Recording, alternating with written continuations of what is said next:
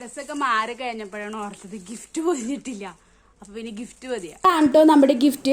ഡിഞ്ചുന്റെ കല്യാണമായിട്ട് അരുണും മരിക്കും പോണ ദിവസത്തിന് നല്ല തിരക്കും കാര്യങ്ങളൊക്കെ ആയതുകൊണ്ട് ഗിഫ്റ്റ് വാങ്ങാൻ ചെറുതായിട്ടൊന്ന് മറന്നുപോയി. കുറച്ചു നേരം ആ ഫോട്ടോ ഫ്രെയിം അങ്ങോട്ട് നോക്കി നിന്നേ. എന്തായാലും കല്യാണ സമയത്ത് ഗിഫ്റ്റ് വാങ്ങാൻ മറന്നുപോയത് കുറച്ച് നന്നായെന്നാട്ടോ എനിക്കിപ്പോൾ തോന്നണത്. അല്ലെങ്കിൽ ചിലപ്പോൾ ഞങ്ങളുടെ മണ്ടയിൽ ഇതങ്ങോട്ട് ഉദിച്ചു വരില്ലായിരുന്നു. കല്യാണമൊക്കെ കഴിഞ്ഞത് കൊണ്ടാണ് ഇങ്ങനൊരു കാര്യം ഓർമ്മ വന്നത്.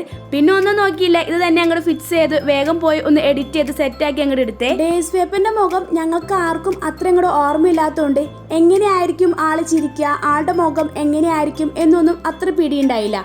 പക്ഷേ ആളായിട്ട് എപ്പോഴും കമ്പനി കൂടുന്ന ആളാണ് എൻ്റെ പപ്പ. പപ്പ നാട്ടിൽ വന്നു കഴിഞ്ഞാൽ അപ്പം ഡേവിസ് പേപ്പൻ വീട്ടിലേക്ക് വരുന്നൊക്കെ പപ്പ ഇങ്ങനെ പറയായിരുന്നു. അതുകൊണ്ട് പല രൂപത്തിലും പല ഭാവത്തിലുള്ള ഫോട്ടോസൊക്കെ അച്ചാച്ചൻ്റെ എഡിറ്റ് ചെയ്തിട്ട് പപ്പയ്ക്ക് അയച്ചു കൊടുത്തിട്ടാട്ടോ അവസാനം ഞങ്ങൾ ഫിക്സ് ചെയ്തത്.